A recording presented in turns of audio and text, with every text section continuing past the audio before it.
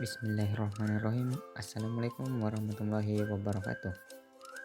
Halo semuanya, pada kali ini saya akan membahas tentang jenis kata serta pengertian dan contohnya. Sebelum itu saya akan memperkenalkan diri. Halo, perkenalkan nama saya Sofwan Mutawakil dengan NIM PO7132021042 kelas A D3 TLM tingkat 1. Langsung saja kita akan masuk ke jenis kata yang pertama. Yang pertama yaitu kata benda atau nomina. Kata benda atau nomina adalah kata yang menyatakan segala sesuatu yang dibendakan. Kata benda biasanya dapat berfungsi sebagai subjek atau objek dari klausa. Kata-kata seperti pohon, buku, dan orang termasuk sebagai kata benda. Contoh kalimatnya, Yusnan pergi membeli buku kemarin. Di sini yang berfungsi sebagai kata benda adalah Yusnan dan buku. Selanjutnya kata kerja atau verba. Kata kerja merupakan kata yang menyatakan tindakan, keadaan, dan proses yang bukan termasuk kata sifat. Pada umumnya kata kerja berperan sebagai predikat dalam kalimat. Kata-kata seperti lari, tulis, pergi, tangkap, bicara, lihat, aduk, perpergian, berbicara, usap, melihat, semuanya termasuk kata kerja. Contoh kalimatnya, Yusnan berlari di lapangan bola. Lanjut ke jenis kata ketiga yaitu kata sifat atau adjektifah. Kata sifat adalah kata yang menunjukkan sifat, watak, keadaan, tabiat seseorang, suatu benda atau binatang. Di dalam sebuah kalimat, sifat kata umumnya berperan untuk memperjelas subjek, predikat, serta objek. Kata-kata yang dikelompokkan ke dalam kelas kata sifat diantaranya baik, indah, maha, sedikit, pandai, senang, berat, dan lain-lain. Adapun contoh kalimatnya yaitu Yusnan memiliki wajah yang sangat cantik. Yang berfungsi sebagai kata sifat adalah kata cantik. Lanjut ke jenis kata keempat yaitu kata keterangan. Kata keterangan adalah kata yang memberikan keterangan pada verba, adjektifah, nomina, predikat atau kalimat. Sederhananya kalimat ini memberikan penjelasan pada kalimat atau bagian kalimat lain yang sifatnya tak menerangkan keadaan atau sifat. Kata keterangan terbagi atas tiga yaitu keterangan tempat, keterangan waktu, dan keterangan suasana. Contoh dari keterangan tempat yaitu di rumah, di hotel, di kamar, di masjid, atau tempat lain. Contoh keterangan waktu, kemarin malam, lusa, besok, tahun depan, kemarin lusa, bulan depan, dan lain-lain. Dan keterangan suasana yaitu seperti bahagia, sedih, ceria, ataupun yang lain. Contoh kalimatnya yaitu Yusnan membeli rokok kemarin malam. Di sini yang menjadi kata keterangan adalah kemarin malam karena kemarin malam memperjelas kalimat. Lanjut ke jenis kata kelima yaitu kata bilangan. Kata bilangan merupakan kata yang digunakan untuk menghitung banyaknya sesuatu, baik itu benda, orang, binatang, dan lain sebagainya. Contohnya, 1, pertama, beberapa, 100.000. Contoh kalimatnya yaitu Yusnan memiliki uang 1.000. Di sini yang menjadi kata bilangan adalah 1.000. Selanjutnya, jenis kata keenam yaitu kata ganti. Kata ganti adalah kata yang digunakan untuk menunjuk subjek atau objek tanpa harus mengulang penyebutan namanya. Kata ganti memiliki beberapa jenis, diantaranya adalah kata ganti orang. Contohnya, aku, kamu, dia, mereka, kami, dan kalian. Selanjutnya kata ganti petunjuk benda. Ini, itu, begini, begitu, demikian, dan lain-lain. Selanjutnya kata ganti penanya. Siapa, mengapa, bagaimana, di mana, apa, dan lain-lain. Yang ketujuh, kata tugas. Kata tugas ialah salah satu jenis kata dalam bahasa Indonesia yang hanya mempunyai kaidah bahasa ataupun dapat berganti sesuai latar belakang dan tanpa mempunyai arti leksikal maupun makna teratur. Contohnya, sejak, tanpa, itu. Kedelapan, kata konkret. Kata konkret adalah kata-kata yang memiliki makna atau acuan yang bisa dirasakan, didengar, dilihat, atau dicium oleh para indera. Contohnya baju, lemari, mobil. Contoh kalimatnya, Yusnan memakai baju bergambar Frozen. 9. Kata ilmiah. Kata ilmiah adalah kata yang berkaitan erat dengan ilmu pengetahuan atau kajian tertentu. Contohnya, anatomi, cerca pepaya, Manifera indica. Biasanya kata ilmiah berada pada atau sering ditemukan di nama Latin sebuah benda. Lanjut, kata jenis ke-10 yaitu kata umum. Kata umum adalah sebuah kata yang mempunyai ruang lingkup yang luas. Makna kata umum sifatnya luas, yang mana kata-kata tersebut masih dapat diperincikan atau dijabarkan menjadi lebih khusus atau lebih lanjut dan menjadi lebih sederhana. Contohnya sayur, buah, binatang. Atau contoh kalimatnya, Yusnan kemarin pergi membeli sayur. Di sini sayur yang dimaksud banyak jenis sayur dan belum diketahui apa spesifiknya.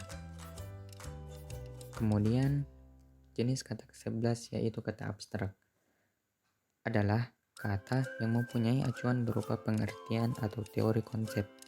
Contohnya, indah, cinta, bebas. Contoh kalimatnya, Adrian memiliki cinta tanah air yang tinggi kepada negaranya, yaitu Jerman. 12. Kata denotasi. Kata denotasi merupakan sebuah kata yang memiliki arti yang sebenarnya dan apa adanya seperti yang sehari-hari kita gunakan. Contohnya adalah meja hijau, bermakna meja berwarna hijau. Sedangkan yang ke-13 kata konotasi adalah kebalikan dari kata denotasi, yang dimana konotasi sendiri adalah sebuah kata yang mengandung makna kias atau bukan kata sebenarnya. Contohnya adalah meja hijau yang bermakna meja pengadilan. 14. Kata populer. Kata populer yaitu kata yang dikenal dan dipakai oleh semua lapisan masyarakat dalam percakapan sehari-hari. Contohnya produk, nyata, imajinasi, dan banyak yang lainnya. 15. Kata slang. Kata slang adalah variasi bahasa Indonesia yang tidak baku.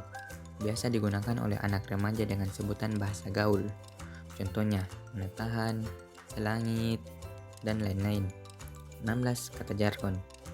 Kata jargon adalah kata-kata teknis yang digunakan secara terbatas dalam bidang ilmu, profesi, atau kelompok tertentu. Contohnya yaitu kejadian luar biasa atau biasa disingkat KLB adalah istilah Kementerian Kesehatan. 17. Kata prokem. Prokem atau bahasa remaja adalah bahasa dengan ciptaan kata-kata khusus yang pada umumnya hanya dipahami oleh para remaja, terbatas dalam lingkup atau daerah tertentu. Contohnya, sabi yang berarti bisa atau rebes yang berarti beres. Contoh kalimatnya, sabi nih kita bisa besok pergi jalan-jalan. Lanjut ke jenis kata ke-18, kata sinonim. Sinonim merupakan bentuk kata yang berbeda namun memiliki arti atau makna yang hampir mirip sesuai dengan kebutuhan atau penempatan tertentu. Contohnya, tampan dan ganteng. Kemudian bisa dan dapat. 19. Kata antonim. Antonim merupakan kata yang memiliki arti yang berlawanan atau bertentangan dengan kata-kata yang lainnya. Contoh, hidup dan mati. Kemudian bicara dan diam. Sinonim adalah persamaan, maka antonim adalah berlawanan. 20. Kata khusus. Kata khusus adalah kata yang dipakai dalam penyusunan kalimat yang memiliki makna terbatas atau lebih spesifik dan cakupannya sempit. Contohnya, wortel, anggur, dan semut. 21. Kata homograf. Kata homograf merupakan istilah untuk menyatakan kata yang ejaannya sama, tetapi pelafalannya berbeda. Contohnya, apel yang berarti buah dan apel yang berarti kegiatan atau upacara. Ke-22. Kata hormofon. Kata hormofon adalah kata yang lafalnya sama, tetapi tulisan dan artinya berbeda. Contohnya, rock yang berarti pakaian dan rock yang bisa juga berarti aliran musik. 23. Kata polisemi. Polisemi sendiri adalah kata yang maknanya berbeda dan ada banyak. Namun, masih ada hubungan antara makna-makna yang berlainan tersebut.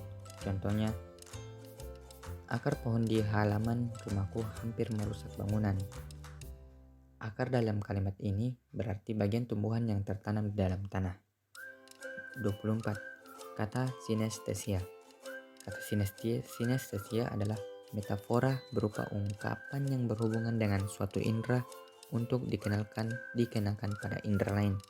Contoh, betapa sedap memandang gadis cantik yang selesai berdandan.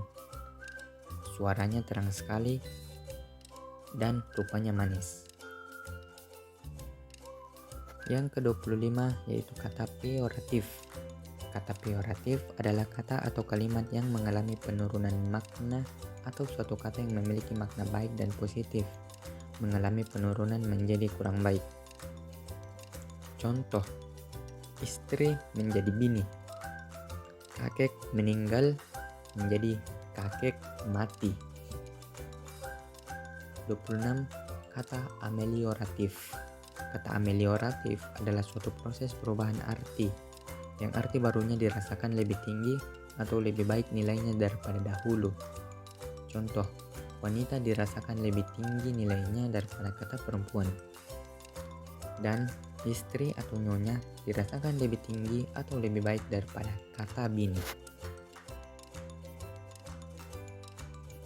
27. Kata menjemuk. Kata menjemuk adalah gabungan dari dua unsur yang mempunyai makna, namun hasil dari gabungannya menimbulkan makna baru. Contohnya, anak emas, anak yang berarti anak kesayangan. Kaki dan tangan apabila disambung menjadi kaki tangan berarti menimbulkan makna baru yaitu orang kepercayaan. Dan besar serta kepala apabila disambung memiliki makna baru yaitu besar kepala yakni sombong. Yang ke-28 kata depan. Kata depan adalah kata yang memiliki posisi di depan sebelum kata benda, kata kerja dan kata keterangan lainnya.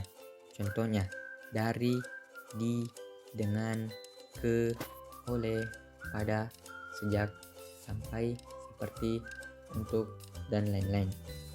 Yang terakhir, kata konjungsi.